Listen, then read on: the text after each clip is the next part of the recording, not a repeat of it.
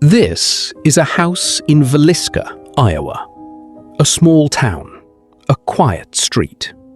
A wooden house with 6 rooms. On the night of June 9th, 1912, 8 people went to sleep inside this house. 2 parents, 4 children, and 2 young girls who had asked their friend if they could come for a sleepover after church. By morning, all 8 of them were dead. Killed with an axe while they slept. The youngest was 5 years old. The killer walked through every room. They did not rush. They covered the mirrors. They covered the windows. They left the axe propped against the wall. And then they walked out into the Iowa night. And they were never found. 113 years later, the Villisca Axe Murders are still officially unsolved. To understand what happened in that house, you need to understand where and when it happened. Villisca, Iowa, in 1912, was a small but prosperous railroad town of about 2,500 people.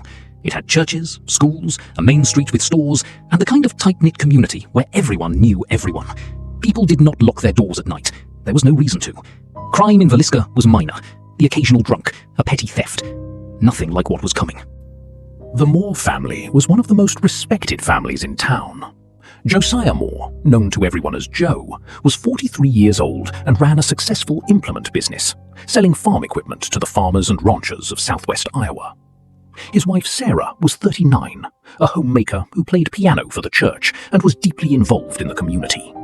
They had 4 children: Herman, 11, Mary Katherine, 10, Arthur Boyd, 7, and the youngest, Paul Vernon, who had just turned 5.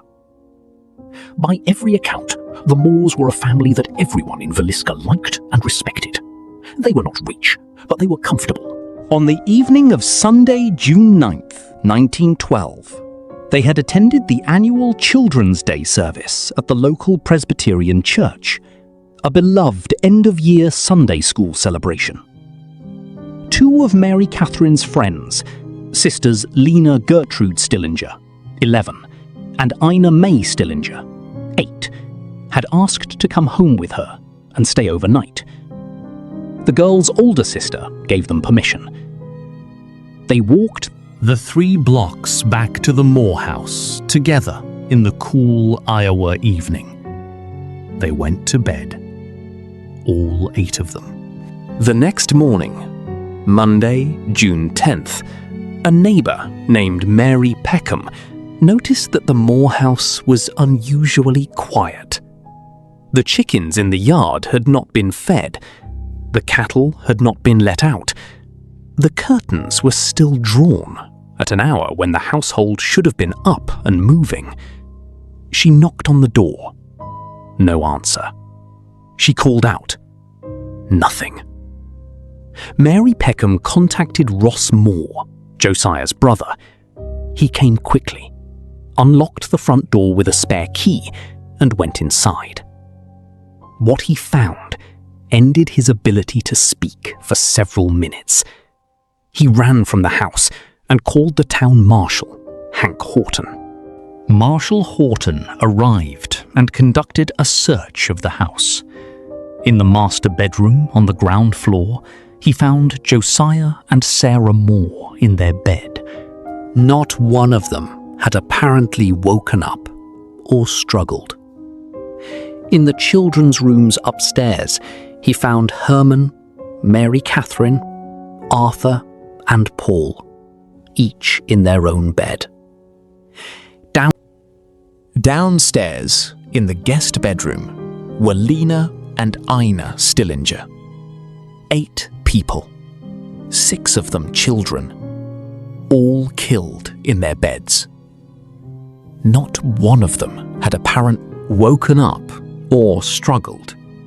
The killer had moved through the house quietly, efficiently, and without hesitation.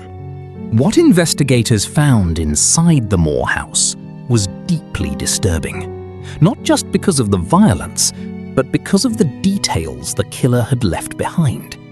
Details that suggested not panic or frenzy, but deliberateness. The axe, the murder weapon, had been found propped neatly against the wall in the downstairs guest bedroom, beside the Stillinger girls. It was the Moores' own axe, taken from the woodshed outside. The killer had carried it in, used it on all 8 victims, and then cleaned it and set it down carefully. Every mirror in the house had been covered, with cloth, with clothing, with whatever was at hand. The windows on the ground floor had been covered with curtains, aprons, and pieces of clothing to block any view from outside. A piece of bacon was found on the kitchen floor. A plate of uneaten food sat on the kitchen table. The killer had been in that house long enough to go to the kitchen, long enough to eat or to consider eating. There were 2 oil lamps in the house. Both had been turned down to almost nothing, barely glowing, providing almost no light. Either the killer had turned them down, or they had worked in near total darkness. 100 people descended on the crime scene that morning, before law enforcement could secure it. Neighbors, curious townspeople, reporters. They walked through the house. They touched things. They moved things. Whatever forensic evidence might have existed in 1912 terms was almost entirely contaminated within hours of the discovery. The murders caused a sensation that spread far beyond Iowa. Newspapers across the country ran the story. The state of Iowa sent investigators. Private detective agencies were hired. The Burns Detective Agency of Kansas City dispatched their best man, a detective named James Newton Wilkerson, who would spend the next decade pursuing this case with a personal intensity that eventually consumed him. Multiple suspects emerged almost immediately. Every stranger who had been in Villisca that weekend was questioned. Every transient, every traveler, every person who could not account for their whereabouts was brought in. But 3 suspects rose above the rest and defined the investigation for years. Frank Jones was arguably the most powerful man in Villisca. He was a wealthy businessman, a state senator, and had once been Josiah Moore's employer. The relationship had soured significantly. Josiah had left Jones's implement store to start a competing business, and had apparently taken some of Jones's best clients with him. There were also rumors, never proven, of an affair between Josiah and Jones's daughter-in-law. Jones had both motive and the resources to hire someone to do his bidding. Detective Wilkerson became convinced that Jones had hired a man named William Mansfield, a known criminal, to carry out the murders. He pursued this theory for years. Payroll records ultimately showed Mansfield had been working in Illinois at the time of the murders, and the theory collapsed. Jones was never charged, but the accusations destroyed his political career anyway. Reverend George Kelly was a traveling Presbyterian minister who had come to Villisca specifically for the Children's Day service on June 9th. He was the only stranger known to have attended the same church event as the Moore family that evening. He left Villisca on the 5:19 a.m. train the morning after the murders, hours before the bodies were discovered. What made Kelly truly suspicious was what happened next. He began sending letters to investigators, offering details about the murders. He made statements to fellow travelers on the train. He knew things about the crime scene that had not been made public. In 1917, 5 years after the murders, Kelly was arrested and charged. Under lengthy interrogation, he confessed. Then he recanted. He was tried twice. The jury acquitted him both times. But the question of how he knew what he knew has never been satisfactorily answered. The most unsettling theory, and the one that modern researchers take most seriously, is that the Villisca murders were not an isolated incident. In the years surrounding 1912, a series of strikingly similar axe murders occurred across the Midwest and South.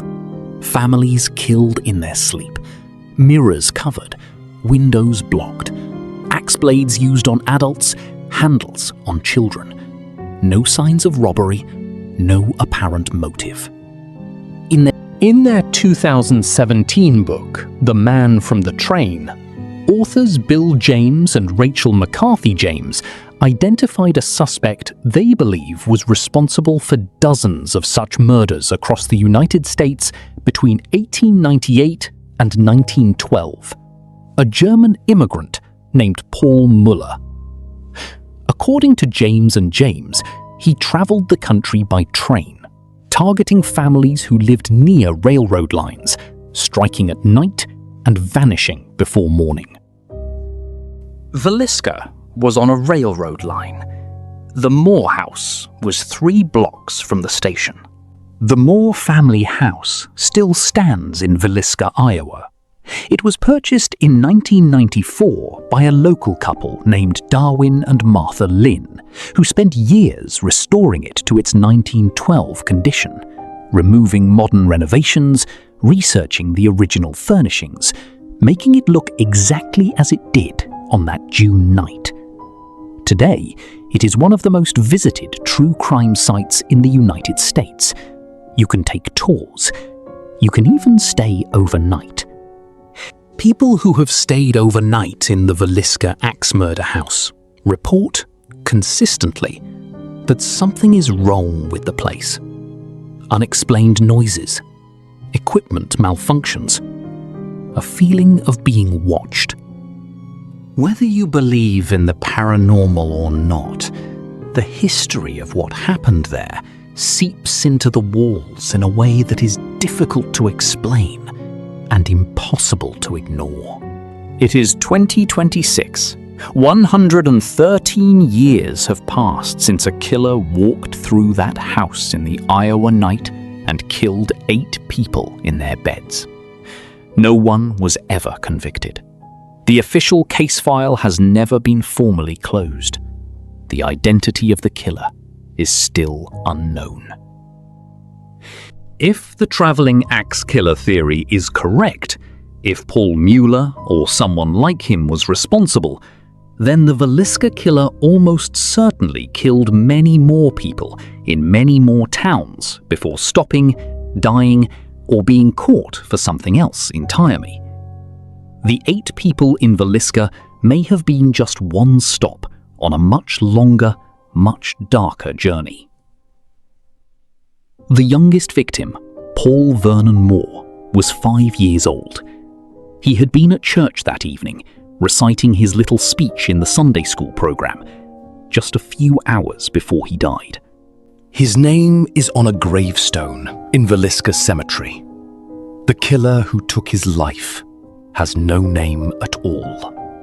8 people, 1 night, 1 house, an axe, and a killer who walked away and was never found. If you have ever been to Villisca, if you have ever stayed in that house, I want to hear from you in the comments. And if this is the first time you have heard this story, it will not be the last time you think about it. Subscribe for more cases like this, the ones that happened in ordinary places to ordinary people, the ones where no one ever got justice. I will keep finding them.